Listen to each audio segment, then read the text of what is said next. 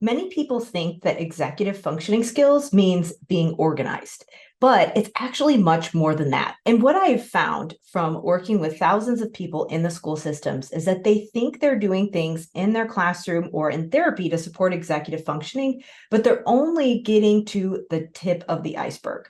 So, what I wanted to do today is talk about what executive functioning actually is, because it's much more than people realize. So what I'm going to do right now is pop over to a clip from a free training that I offer that talks about executive dysfunction and what it can look like. So maybe you notice that some kids hyper-focus on certain interests.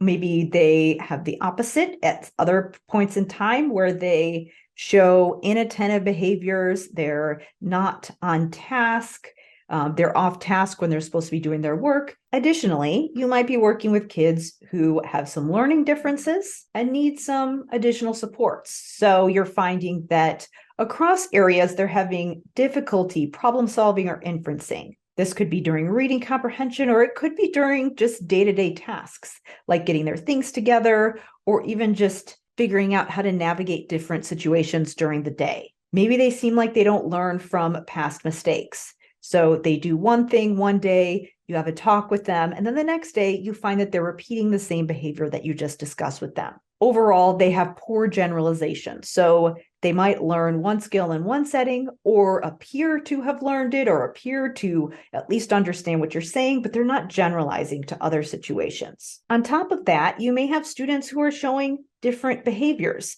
Maybe they're getting referred to you for behavior problems, or they have some kind of behavioral intervention plan. You find that the emotional reactions that they're showing don't seem to fit the situation. So maybe they get more upset than you'd expect based on this scenario. And you may see that they have anxiety about new situations. They tend to avoid things, refuse things, or they show behaviors that most people would describe as defiant behaviors. So maybe in their classroom, they are trying to avoid work that they have to do and they try to get out of it. Maybe parents in the home setting are saying that they're refusing to do homework, chores, those kinds of things. Additionally, maybe you're seeing some things, time management or being organized. So you have those students who miss assignments and deadlines or lose track of their things. This could be school things. This could be other belongings in their day-to-day lives. Maybe parents are reporting that they're kind of leaving things all over the house and they never know where their sports equipment are and things like that.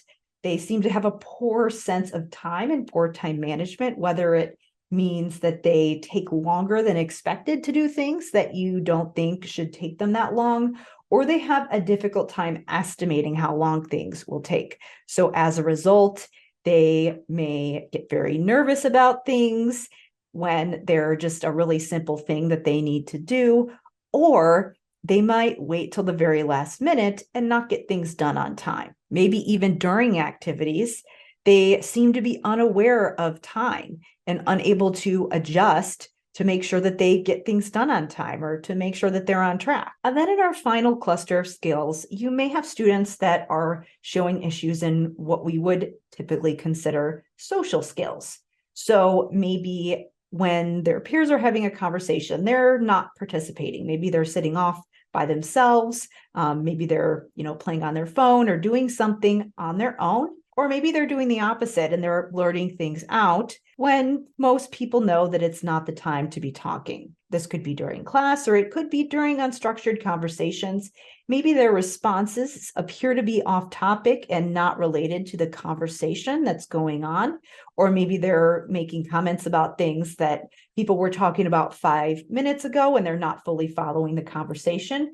Or maybe they're dominating the conversation or doing what's often referred to as info dumping, where they're talking about a topic that they're really interested in and they're just talking and not really paying attention to whether their conversation partner seems interested, and maybe they're not engaging in that back and forth where they're making comments and asking questions. They're just kind of sharing a lot of information. Maybe you're seeing that they have a difficult time interpreting situations or others' actions or intentions, and they also may have difficulty interpreting how they're coming across to others. So maybe they're getting very upset in certain social situations, and it's causing them issues with maintaining friendships or even engaging with different authority figures in their lives, like coaches, teachers, parents, siblings. So let me know in the chat, does this sound familiar? Are you working with kids who are showing some of these things? Or maybe you have one child who is doing all of these things. So I wanted to clarify that those behaviors that I just mentioned do not mean that someone is lazy, that someone is unintelligent,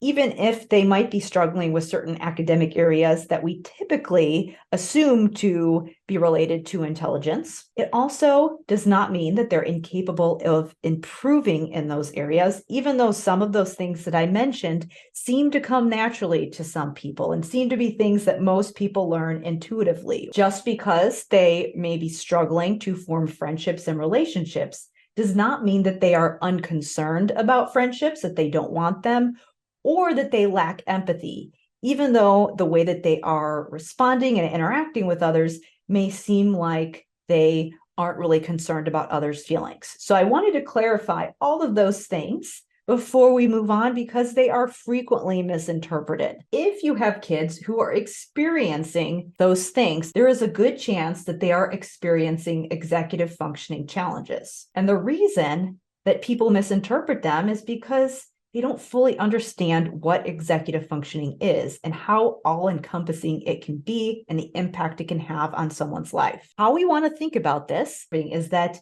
they are skills, they are not personality traits. So if they are skills, that means that they can be changed, they can be learned with the right supports and intervention. There may be certain things that are related to genetics that are causing them to present with that profile to begin with. We do have to consider their neurological profile, but again, it does not mean that it is something that can't be changed. It simply means that because of the way their brain works, the way that they learn those skills and the way that they can be successful may be different from other people. Because many of the things that I just mentioned are things that some people learn without having to be directly taught.